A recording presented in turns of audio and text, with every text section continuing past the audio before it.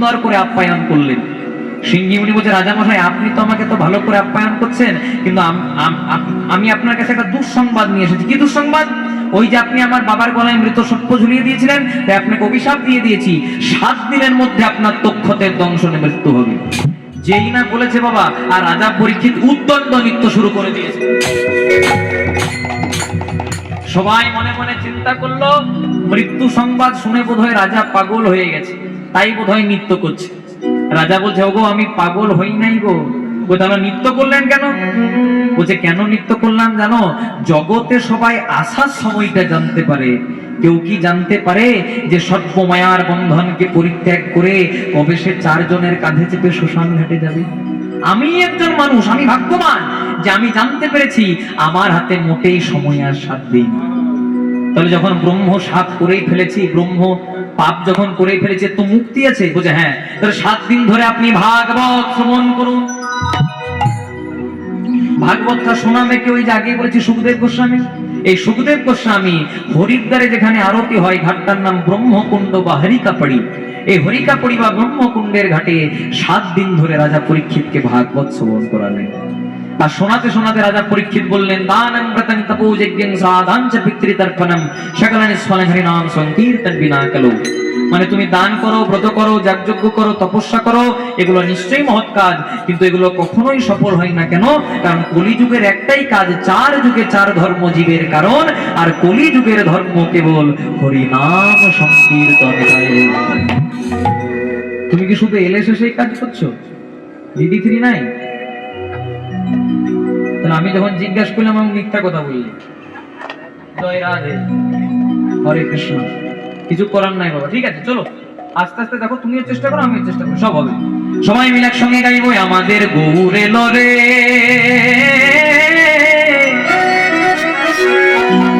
সোনার নদিয়া, মায়েরা উলুধ্বনি,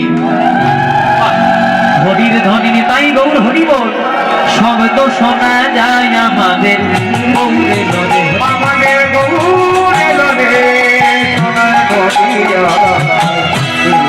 হরির ধ্বনি, শব্দ শোনা যায় গৌর এলো রে, আমাদের গৌর এলো রে, সোনার নদিয়া, ধ্বনি হরির ধ্বনি, শব্দ শোনা যায় আমাদের গৌর এলো রে, আমাদের গৌর এলো রে, সোনার নদিয়া, হরির ধ্বনি, শব্দ শোনা যায় আমাদের গৌর এলো রে, গৌর এলো রে, সখী নিতাই এলো রে, গৌর এলো রে, সখী নিতাই এলো রে, গৌর এলো রে, সখী নিতাই এলো রে, গৌর এলো রে, সখী নিতাই এলো রে। হাতগুলো তোলা যাবে মায়েরা? যত অ্যান্টিনা তুলবেন তত চ্যানেল ধরবে। হাতগুলো তুলে, গৌর এলো রে, সোনার নদিয়ায়, ধ্বনি হরির ধ্বনি, শব্দ শোনা যায় আমাদের গৌর এলো রে, আমাদের গৌর এলো রে, সোনার নদিয়ায়, ধ্বনি হরির ধ্বনি, শব্দ শোনা যায় আমাদের গৌর এলো, আমাদের গৌর এলো রে, সোনার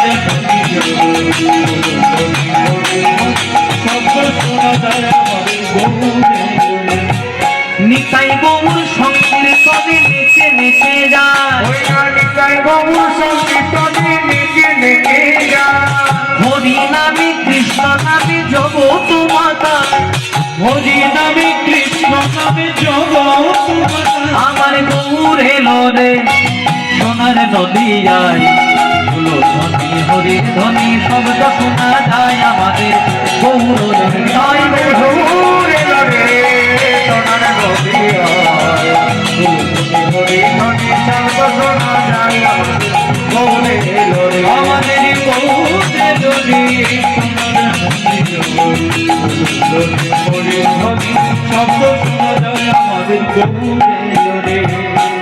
बोलो बोलो श्री कृष्ण चैतन्य महाप्रभु की। আরেকটু জোরে হবে কি? হবে? আরে জোরে দিতে হবে।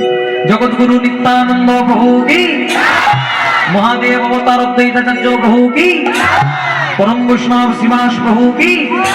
রাধা স্বরূপিনী গদাধর প্রভু কি, আপন আপন পিতা মাতা কি, নিজ নিজ গুরুদেব। এটা হচ্ছে দুর্লভ মানব জন্ম। ভগবান পর্যন্ত মানুষ হতে চাই, আর ভগবান মানুষ হতে চাই বলেই যুগে যুগে ভগবান মানব রূপ ধারণ করে পৃথিবীর মাটিতে নেমে এসেছেন। সত্য যুগে মানব রূপ ধারণ করে এলেন, নাম হলো শ্রীহরি নারায়ণ। ত্রেতা যুগে এলেন, নাম হয়ে গেল মর্যাদা পুরুষোত্তম শ্রীরামচন্দ্র। দাপর যুগে এলেন, নাম হয়ে গেল লীলা পুরুষোত্তম যোগেশ্বর কৃষ্ণ। আবার কলিকালে কহু রাধা কহু কৃষ্ণ, দুই মিলে এবে কলিতে চৈতন্য মহাপ্রভু রূপে নেমে এলেন। নবদ্বীপ হেনগ্রাম ত্রিভুবনে নাই, যেখানে জন্মিলেন আমার চৈতন্য গোসাই। ধাম অনেক কিছুকে বলা যায়, কিন্তু শ্রীধাম সব জায়গাকে বলা যায় না। যেমন পুরী ধাম, মায়াপুর ধাম, গয়া ধাম, কাশী ধাম, এগুলোকে ধাম বলা হয়, এগুলোকে শ্রীধাম বলা হয় না। কিন্তু শ্রীধাম হচ্ছে দুটি, একটা হচ্ছে শ্রীধাম নবদ্বীপ, যেখানে গুপ্ত বৃন্দাবন আমাদের চৈতন্য মহাপ্রভু এসেছিলেন, আর একটা হচ্ছে শ্রীধাম বৃন্দাবন। জয় রাধে। আবার বৃন্দাবনেরও ভাগ আছে। বৃন্দাবন হচ্ছে একটা ধাম বৃন্দাবন, যেটা উত্তরপ্রদেশে ভগবান শ্রীকৃষ্ণের জন্ম। একটা হচ্ছে গোলক বৃন্দাবন, যেখানে ভগবান নিত্য লীলা করছেন। একটা হচ্ছে আমাদের 3.5 হাতের দেহ বৃন্দাবন, আর আরেকটা হচ্ছে গুপ্ত বৃন্দাবন, যেখানে চৈতন্য মহাপ্রভু এসেছিলেন।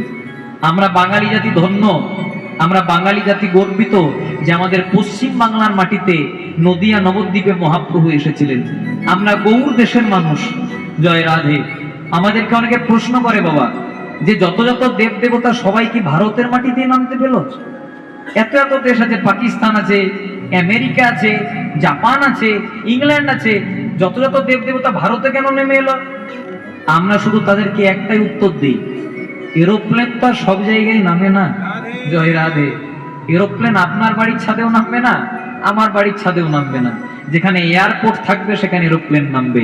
তেমনি ভক্তির এয়ারপোর্টটা আমাদের ভারত ভূমি ছাড়া অন্য কোনো জায়গায় ছিল না। তাই বলতে তাই বারবার করে যুগে যুগে ভগবান বলেছেন, যদা যদা হি ধর্মস্য গ্লানির্ভবতি ভারত অভ্যুত্থানম অধর্মস্য তদাত্মানং সৃজাম্যহম পরিত্রাণায় সাধুনাং বিনাশায় চ দুষ্কৃতম ধর্ম সংস্থাপনার্থায় সম্ভবামি যুগে যুগে।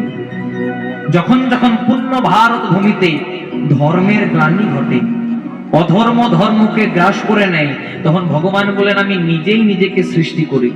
আর কেন আসেন? পরিত্রাণায় সাধুনাং, সাধুগণকে রক্ষা করার জন্য, বিনাশায় চ দুষ্কৃতম, দুষ্টদেরকে দমন করার জন্য, ধর্ম সংস্থাপনার্থায়, ধর্মকে পুনঃপ্রতিষ্ঠা করার জন্য সম্ভবামি যুগে যুগে, ভগবান যুগে যুগে নেমে আসে। তাই 84 লক্ষ জনি ভ্রমণ করার পর সাধের মানব জন্ম পেলাম। এই মানব জন্ম আর হয় কি না হয়? মানুষ জন্মে এসে যদি পশুর কাজ করলেন, পরের জন্মে আপনাকে পশু হয়ে জন্ম নিতে হবে। আবার যদি মানব জন্মে এসে দেবতার কাজ করলেন, তাহলে আপনি বৈকুণ্ঠ ধামে গিয়ে ভগবানের চরণ পর্যন্ত পেয়ে যাবেন।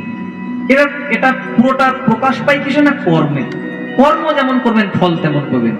কর্ম হচ্ছে দুটি, একটি সৎকর্ম, একটি অসৎকর্ম। সৎ পথে থেকে গোবিন্দকে চিন্তা করে গোবিন্দকে যা কিছু করবেন সবই ভালো হবে, কিন্তু কোনো কিছু করতে গিয়ে যদি গোবিন্দকে ছেড়ে ফেলি, আমাদের মান পরিমাণ সব শূন্য হয়ে যাবে।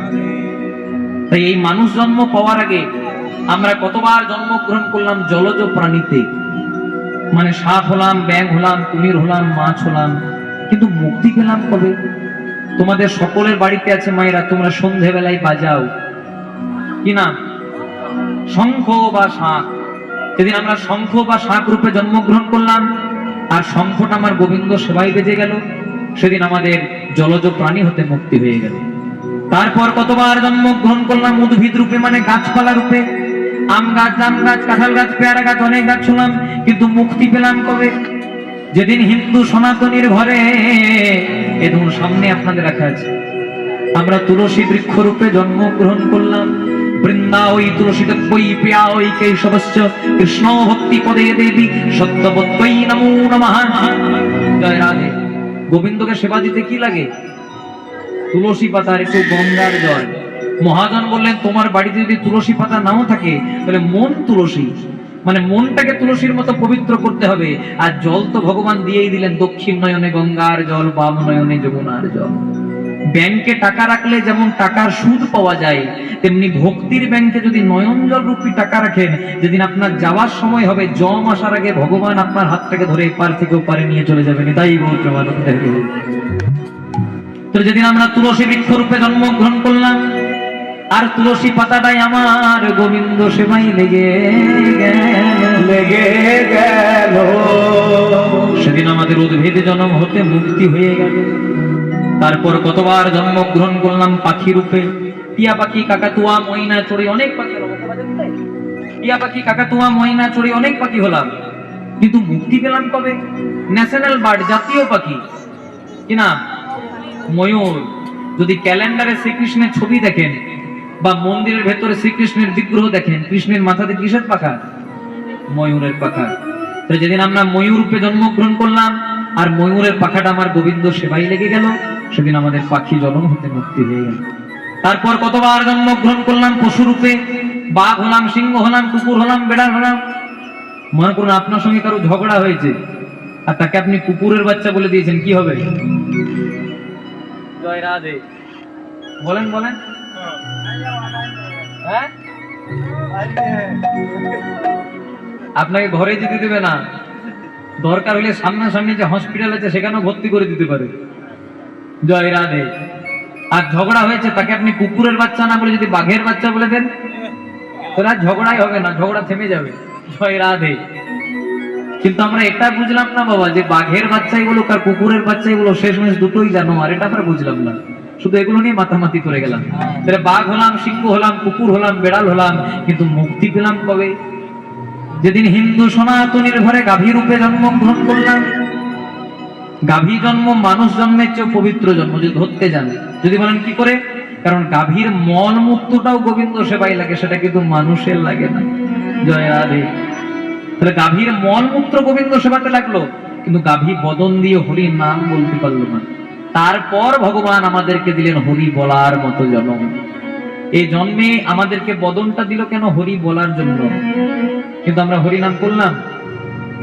ফাঁকা জায়গায় যদি বসে থাকি বাবা, 100% লোকের মধ্যে 10% লোক ভগবানের নাম এখনো করে, আর 90% লোক কি করে? শুধু দেখে বেড়ায়, শাশুড়ির সঙ্গে বৌমান ঝগড়া হচ্ছে, কি কবে আলাদা হলো, কোন সিরিয়াল চলছে, এগুলো আমরা করে বেড়াই। কিন্তু মহাজন বলেন, বদনটা তোদেরকে পরনিন্দা পরচর্চা করার জন্য দিই নাই, বদনটা দিয়েছি হরি বলার জন্য। হাতে করো গৃহকাম, মুখে বলো হরি, আর অনায়াসে পেরিয়ে যাবে একদিন তোমরা ভব সিন্ধু পারে। কৃষ্ণ নাম করো জীব, আর সব মিছে, পলাইতে পথ নাই, শুধু জম আছে। ভজ গৌরাঙ্গ কহ গৌরাঙ্গ, লহ গৌরাঙ্গের নাম। ভজ গৌরাঙ্গ কহ গৌরাঙ্গ, জপ গৌরাঙ্গের নাম রে। ভজ গৌরাঙ্গ কহ গৌরাঙ্গ, লহ গৌরাঙ্গের নাম রে। ভজ গৌরাঙ্গ কহ গৌরাঙ্গ, লহ গৌরাঙ্গের নাম রে।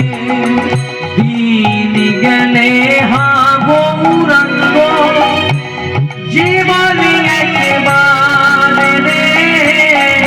দিন গেলে হা গৌরাঙ্গ, জীবনে একবারে রে।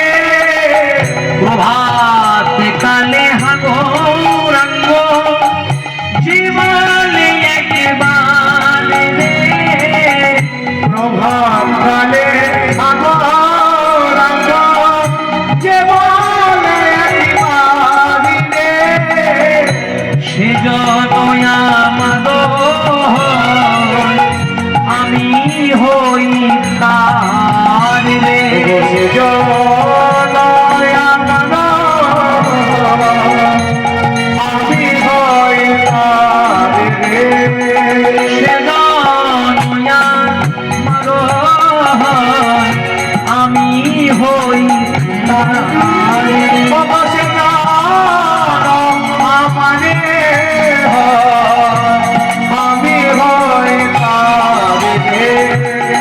হাতগুলো তোলা যাবে? সবাই মিলে একসঙ্গে, লজ্জা ঘৃণা ভয় পরিত্যাগ করে হাতে তালি দিয়ে ভজ গৌরাঙ্গ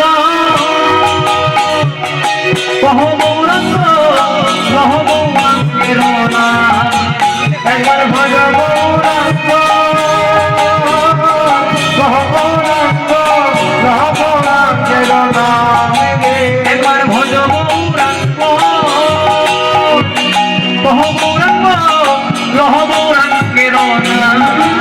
একবার ভজ গৌরাঙ্গ গৌরাঙ্গ গৌরাঙ্গের নাম রে ভজ গৌরাঙ্গ গৌরাঙ্গ গৌরাঙ্গের নাম রে ভজ গৌরাঙ্গ গৌরাঙ্গের নাম রে হরি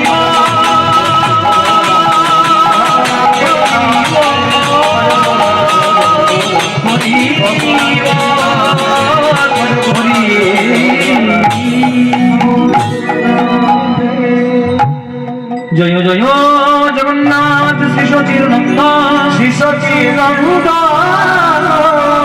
ত্রিভুবন করেন যার চরণ বন্দন আপন ইচ্ছাই প্রভু নীলাচলে আইলা কলিকালে জগন্নাথ হয়ে প্রভু প্রচার পাইলা নীলাচলে শঙ্খ চক্র গদা পদ্মধর নদিয়া নগরে দণ্ড কমণ্ডলকর শ্রীরাধার প্রেমে গৌরবতার হরিনাম সংকীর্তন জীবে করিলেন প্রচার বসুদেব ঘোষ কহে করি জোড় হাত যেই কৃষ্ণ সেই গৌর সেই তো জগন্নাথ সেই তো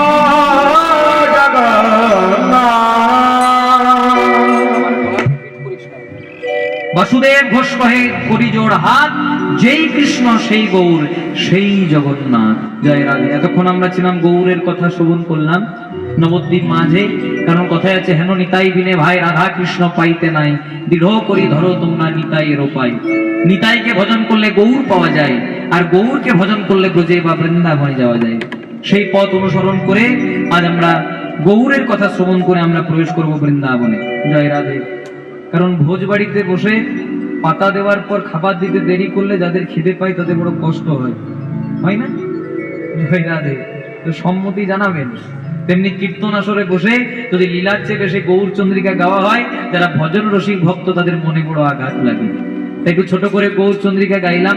যেহেতু আমরা পদাবলী কীর্তন গায়ক, তো আমরা পদাবলীর বাইরে অন্য কিছু গাই না। কারণ বৈষ্ণব মহাজন আমাদেরকে যে পদাবলী দিয়ে দিয়েছেন তার বাইরে আমাদেরকে আধুনিক গান গাওয়ার দরকার নাই। জয় রাধে। এর ভেতরে অনেক কিছু আছে। ভেতরে প্রবেশ করলে পদাবলীর রসে একবার ডুবলে আর অন্য কোথাও যাওয়ার দরকার নাই। আপনারা পদাবলী মর্যাদা দিচ্ছেন, তাই প্রথম থেকে পদাবলীই গাইছি। এটাই গৌর প্রেমানন্দে হরি হরি গৌর। আচ্ছা, নবদ্বীপ মায়াপুরে কি বলে মায়েরা? হরে কৃষ্ণ। দাদা এখান থেকে গঙ্গার ঘাটে যাবো, কত লাগবে? বলবে হরে কৃষ্ণ 40 টাকা। নামাবলির দাম কত? হরে কৃষ্ণ 100 টাকা। তেমনি বলো তো মায়েরা, পুরী ধামে গেলে কি বলে? হ্যাঁ, জয় জগন্নাথের সাথে আরেকটা বলে ধাই কিড়কিড়ি বা জয় জগন্নাথ। জয় রাধে। আপনারা সবটাই জানেন। তাহলে নবদ্বীপ মায়াপুর হরে কৃষ্ণ, পুরী ধামে ধাই কিড়কিড়ি, আর বৃন্দাবনে শুধু এক জানেন না, সবাই বলে রাধা কৃষ্ণ। কে বলে কৃষ্ণ রাধা, আর রাধা ছাড়া কৃষ্ণ জন্মে জন্মে আধা। সবাই বলে রাধা কৃষ্ণ, কেউ বলে কৃষ্ণ রাধা। সবাই প্রথমে রাধার নাম উচ্চারণ করে, তাই প্রথমে রাধারানীর নাম আশ্রয় করে যেতে হবে মধুময় শ্রীধাম। সবাই মিলে একসঙ্গে হাত ধরে তুলে গাইব, বলে রাধা রানী মহারানী কৃপা করো না।